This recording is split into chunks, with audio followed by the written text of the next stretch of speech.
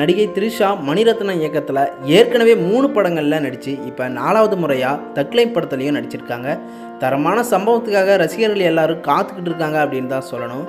த்ரிஷாவுக்கு அப்படின்னு ஏஆர் ரஹ்மான் போட்ட இந்த படத்தில் சுகர் பேபி அப்படிங்கிற பாடல் சமீபத்தில் வெளியாகி ட்ரெண்டாக வந்துட்டு இருக்கு. இந்த நிலையில தான் நடுராத்திரியில் 3 மணிக்கு த்ரிஷா சொகுசு கப்பலில் பார்த்த வேலையை பற்றி அதாவது கேஎஸ் ரவிக்குமார் ஓப்பனாக பேசியிருக்காங்க. இந்த செய்தி மக்கள் மத்தியில் பரபரப்பாக போயிட்டு இருக்கு. லியோ படத்தில் விஜயோட சேர்ந்து த்ரிஷா க்ளோஸாக நடிச்சிருப்பாங்க. அதை தொடர்ந்து போல்டான கதாபாத்திரங்களில் ஏற்று இப்போலாம் நடிச்சிட்டு வராங்க. அஜித் சாரோட சேர்ந்து விடாமுயற்சி படத்தில் அஜித்தே கணவராக இருக்க தனக்கு பிரகாஷ் அப்படிங்கிறவருடன் உறவு இருக்கிற மாதிரி தெரிவித்து விவாகரத்து வேணும் அஜித் கூட அப்படிங்கிற மாதிரி கள்ள தொடர்பு இருக்கிற மாதிரி த்ரிஷா வந்து நடிச்சிருக்காங்க.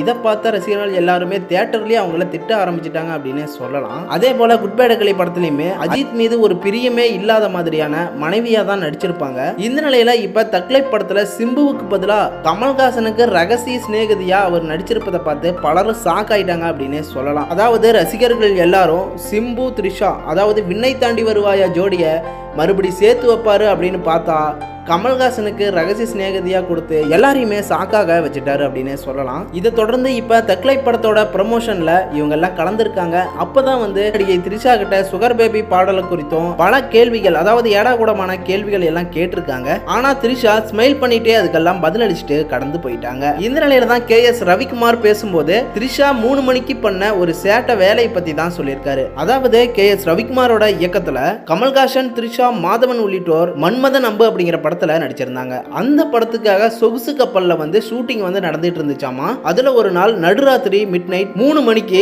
த்ரிஷா மட்டும் கடலை பார்த்துட்டு I am the queen of the world அப்படின்னு கத்திட்டு இருந்தாங்களாம். அப்படியே கட் பண்ணா இப்ப பொன்னியின் செல்வன் படத்துல மகாராணியவே வராங்க அப்படின்னு கேஎஸ் ரவிக்குமார் பேசினதுமே வெக்கத்துல சிரிச்சிருக்காங்க த்ரிஷா. டைட்டானிக் படத்துல லியோனார்டோ டிகாப்ரியோ கத்துறது போல க்ரூஸ்ல போகும்போது யாருமே இல்லைன்னு அப்படி பண்ணிட்டேன் சார் அப்படின்னு, மத்தபடி ஒன்னும் இல்லை சார் அப்படின்னு த்ரிஷா சொல்லியிருக்காங்க. அதுக்கு கேஎஸ் ரவிக்குமார் நிஜமாவே நீங்க அதை சாதிச்சிட்டீங்க அப்படின்னு பேசியிருக்காரு. அது மட்டும் இல்லாம இன்னும் எத்தனை வருஷம் தான் ஹீரோயினா நடிப்பீங்க அப்படிங்கிற கேள்வியையும் த்ரிஷா கிட்ட கேட்டிருக்காங்க. அதுக்கு த்ரிஷாவும் தெரியல சார், எத்தனை வருஷம் நடிக்க முடியுமோ கண்டிப்பா நடிப்பேன் அப்படின்னு பதிலளிச்சிருக்காங்க. த்ரிஷாவோட நடிப்புல வெளிவர இருக்க தக்லை படத்துக்கு யாரெல்லாம் வெயிட் பண்றீங்க அப்படின்னு உங்களோட கருத்துக்களை சொல்லுங்க. மேலும் இது போன்ற சினிமா செய்திகளை தெரிஞ்சுக்க சேனலை சப்ஸ்கிரைப் பண்ணிட்டு பெல் ஐக்கனை கிளிக் பண்ணிக்கோங்க.